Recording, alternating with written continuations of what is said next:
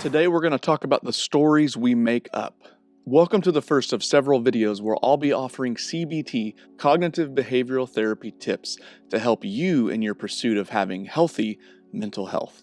If you struggle with nagging and intrusive thoughts, then please hit that subscribe button and bell icon because this series is for you.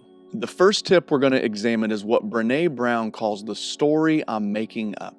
She talks about this in her YouTube interview video with Oprah titled, "Are You Hooked on a False Story?" And in her book, Rising Strong, Brown says that we make up hidden stories that tell us who is against us and who is with us, whom we can trust and who is not to be trusted. Conspiracy thinking is all about fear-based self-protection and our intolerance for uncertainty. When we depend on self-protective narratives often enough, they become our default stories. And we must not forget that storytelling is a powerful integration tool.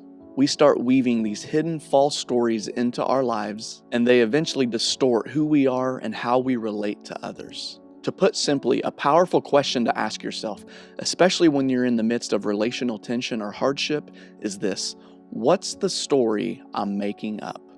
To take it even further, consider asking yourself, what lies might I be believing that are impacting the way that I view myself and others? Take a minute and apply this concept to your life. If you're watching this with a group, then consider sharing with others your response to this question.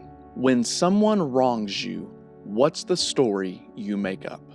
Here's an example. Let's say someone makes a comment that doesn't set well with you. It feels like a jab. Now, maybe that person is having a really bad day, or perhaps there are personal issues at home that are making them just easily agitated and frustrated with people, but you don't know what's going on in their life. All you know is that their comment rubbed you wrong, and you immediately begin to make up a story in your head, trying to make sense of what they said. Maybe the story you tell yourself is, "I knew they never liked me," or "I knew they didn't think I could handle that responsibility." Maybe you tell yourself, "They're still mad at me for what I did last year. Why can't they forgive me?" Perhaps you tell yourself, "Why am I such a failure? I always let others down." The stories we make up to make sense of the world are not always true.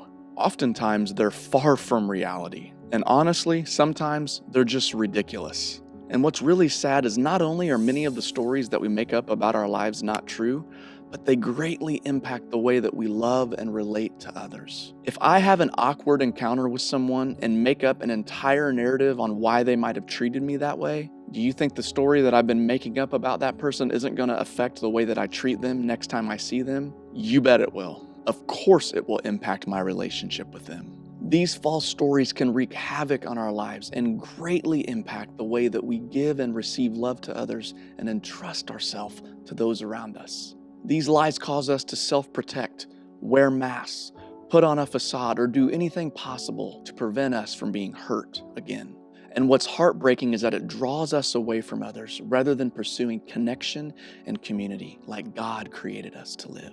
If you've experienced a lot of abandonment throughout your life, there's a good chance the story you often tell yourself when relationships are difficult is, "Nobody wants me.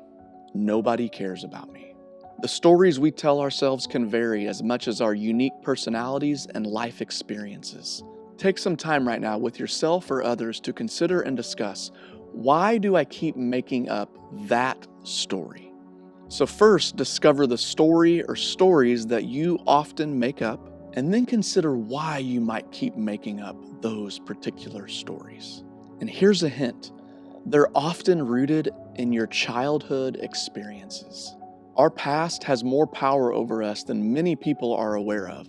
So understanding our own life story helps us understand the false narratives that we might often make up to protect ourselves from those around us in a way that does not lead to healing or flourishing relationships. The stories we make up have profound impact on our mental health, and we'd all benefit by growing in awareness and understanding of the stories that we often tell ourselves, so that we can have thoughts that are more rooted in truth and reality. Try to take a minute now to consider and even share with someone how a story that you've made up about someone impacted your relationship with them.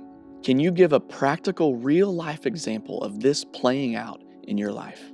Implementing this concept of the story I'm making up can transform your personal life, your family relationships, and your workplace.